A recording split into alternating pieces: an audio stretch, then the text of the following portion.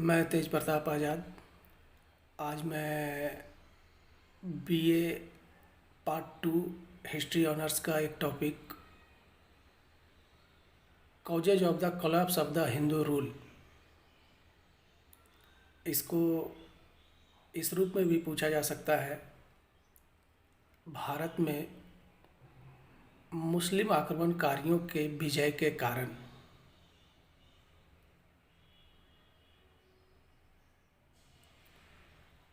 जैसा कि हम जानते हैं कि तराइन के द्वितीय युद्ध 1192 ईस्वी में मोहम्मद गौरी के द्वारा पृथ्वीराज चौहान को हराकर दिल्ली सल्तनत की स्थापना की नींव रख दी गई। इसके लिए इतिहास के विद्वानों ने अनेक कारणों का वर्णन किया है, जिसमें से कुछ प्रधान कारणों का मैं यहाँ पे बारी बारी से वर्णन करूँगा। तो सर्वप्रथम कारण है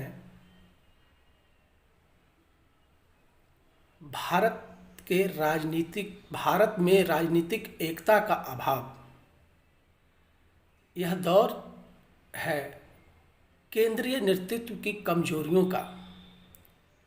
संपूर्ण भारतवर्ष सामंतों के द्वारा शासित हो रहा है और यही समय है कि उत्तर पश्चिमी सीमा से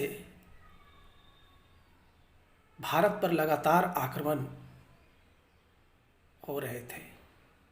समय का तकाजा था कि एक मजबूत साम्राज्य की स्थापना हो और सारी शक्ति उस केंद्रीय साम्राज्य के पास होती, लेकिन ऐसा हो नहीं सका और भारत के इतिहास में एक नया अध्याय जुड़ गया।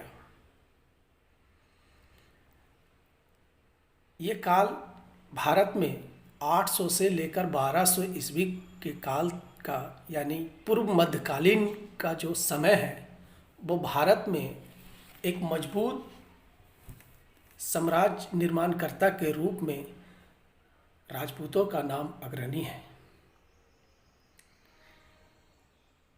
इन्होंने अपने तन मन धन से इन आक्रमणकारियों का सामना किया, लेकिन अंततः इनकी पराजय हुई, जिसके लिए हमारी सभ्यता संस्कृति में हमारी समाज की आंतरिक कमजोरियों में अधिक ढूंढी जा सकती है। जैसा कि दूसरा कारण के रूप में यूरोपीय इतिहासकार लेनपूल, स्मिथ कहते हैं कि वो ठंडे प्रदेशों से आए थे, मांसाहार उनको अधिक प्रिय था, वो अच्छे योद्धा थे। तो मैं यह बताना चाहता हूँ कि इन्हीं तुर्कों को अरबों ने छक्के छुड़ा दिए और जब ये तुर्क इस्लाम को स्वीकार कर इस्लाम के प्रसार के लिए, धन की पूर्ति के लिए जब भारत की ओर आए तो उनकी विजय हुई। ऐसा नहीं है कि उन्हें रोका नहीं गया या बहुत आसानी से उनकी अधीनता स्वीकार कर ली गई, ऐसी बात नहीं है। 712 ईस्वी जब भारत पर प्रथम मुस्लिम आक्रमण होता है, उस समय से लेकर लगभग 500 वर्षों तक उनका प्रतिकार किया गया और लगभग प्रत्येक दशक में कहीं ना कहीं किसी न किसी जगह भारत पे बाहरी आक्रमण होता रहा। उदाहरण स्वरूप अकेले महमूद गजनवी ने 17 बार आक्रमण किया। कई बार हारा भी, भागा भी, कई बार विजय भी हुआ, लेकिन हारने के बाद भी उसने पुनः अपनी साहस को बटोरकर फिर से आक्रमण का जोश बरकरार रखा। इसी क्रम में दूसरा कारण है तत्कालीन समय का प्रशासन का स्वरूप सामंती है। सामंती प्रथा का मतलब है कि केंद्रीय नेतृत्व यानी राजा का कमज़ोर हो जाना और अपनी छोटी छोटी शक्तियों को अधिकार देकर सामंत की नियुक्ति करना, जो कठिन समय में या विपत्ति के समय में सामंत अपनी सेना के साथ शीर्ष नेतृत्व का या राजा का सहायता करता था। इसका सबसे कमी यह रहा कि सामंतों के अधीन रहने वाले सैनिक कभी भी किसी अन्य राजा के नेतृत्व में पूरे मनोयोग से उन्होंने नहीं लड़ा और जितनी राजभक्ति उनके अपने सामंतों के ऊपर थी उतनी स्वामी भक्ति राजा के प्रति नहीं आई। इसी तरह से तीसरा कारण आर्थिक कारण है। राजपूत काल में आर्थिक अगर उन्नति का काल नहीं था तो ह्रास भी नहीं था, क्योंकि सामंतवादी व्यवस्था के कारण संपूर्ण देश छोटे छोटे राज्यों में बटा हुआ था और उनके भीतर भी अनेक सामंतों के द्वारा शासन किया जा रहा था। लेकिन इन्होंने आर्थिक परिस्थितियों का लाभ अपने साजो सामान, सैनिक प्रशिक्षण, नए हथियार के तकनीकी में ना लगाकर इन्होंने मंदिरों में बड़े बड़े मंदिरों का निर्माण किया और वहाँ धीरे धीरे पैसा जमा होता रहा। ये भी एक अन्य कारण है। मंदिरों में जमा रखा हुआ अथाह धनराशि हमेशा से अरब, तुर्क, मंगोलों को भारत की तरफ आक्रमण करने के लिए हमेशा विवश करता रहा। मुस्लिम आक्रमणकारियों का प्रथम उद्देश्य धन की प्राप्ति थी, दूसरा उद्देश्य साम्राज्य की प्राप्ति, तीसरा धर्म प्रसार। और ये दोनों चीज़ों में उन्होंने जो एक अन्य कारण है, नैतिकता का सहारा नहीं लिया।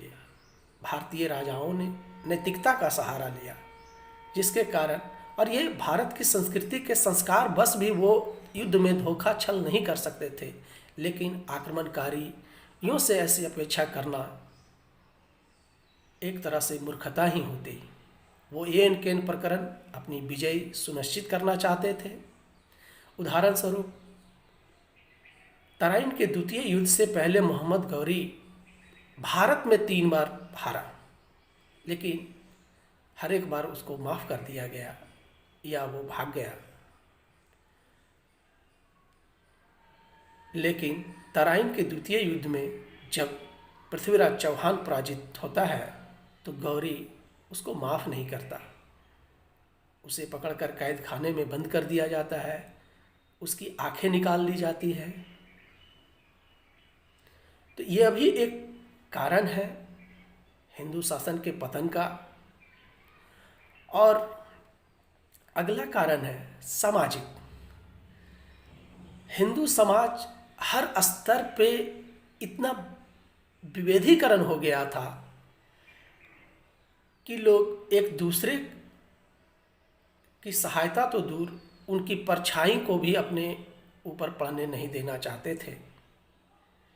सामाजिक अवनति इतनी हो गई थी कि आक्रमणकारी उनकी लाशों से के ऊपर से गुजर जाते, लेकिन यह समाज चू तक नहीं करता।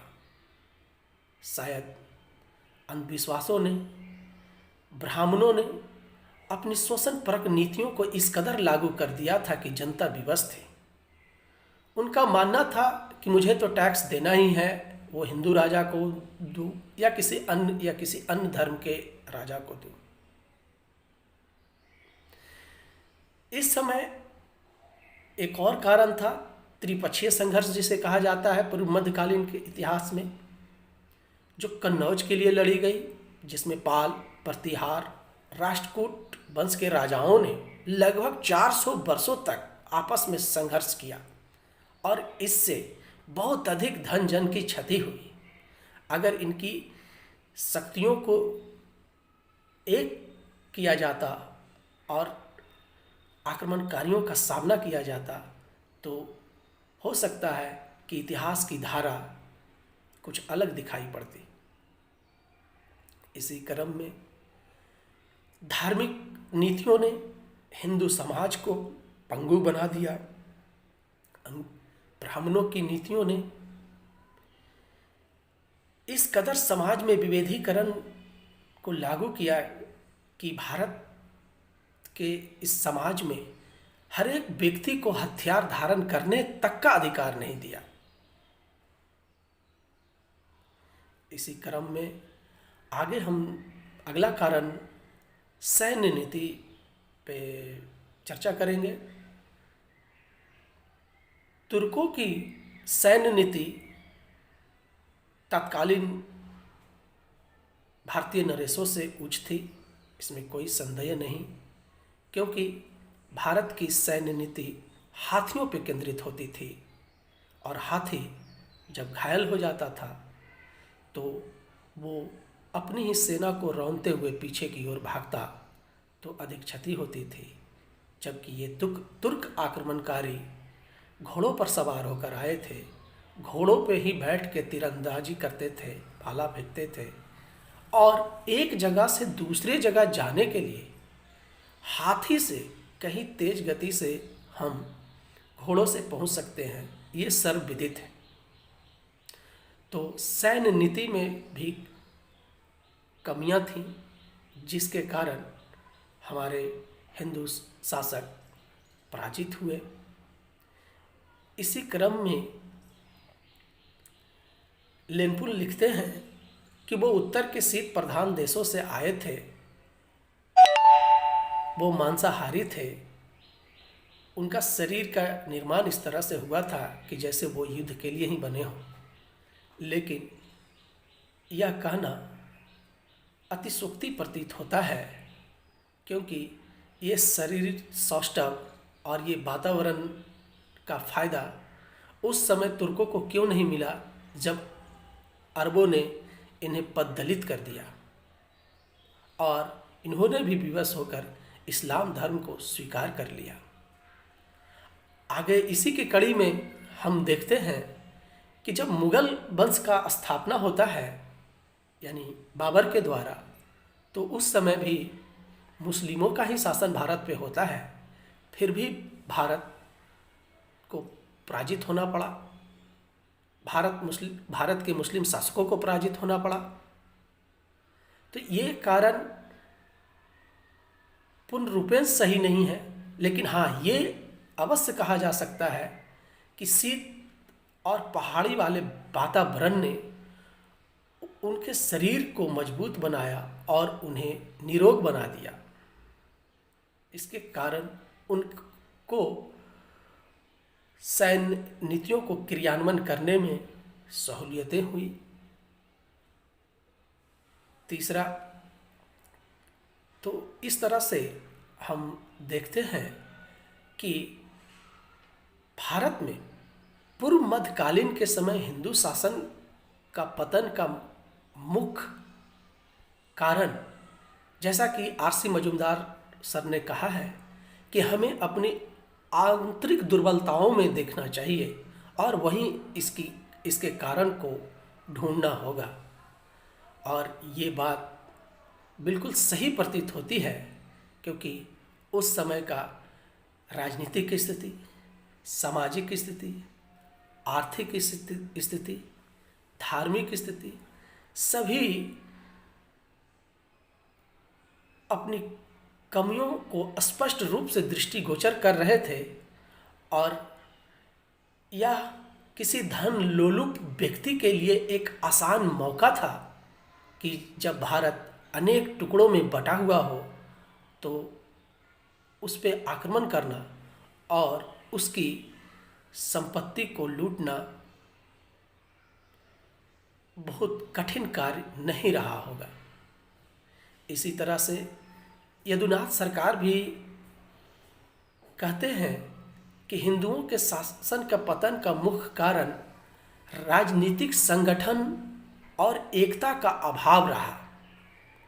और ये भी सही प्रतीत होता है कि जैसा हम सभी लोग जानते हैं कि राजपूत राजा आपस में संघर्ष करते रहते थे, आपस में एक दूसरे पे आक्रमण करते रहने से धीरे धीरे करके सभी बड़े बड़े राजपूत शासकों की शक्ति छिन्न होती गई।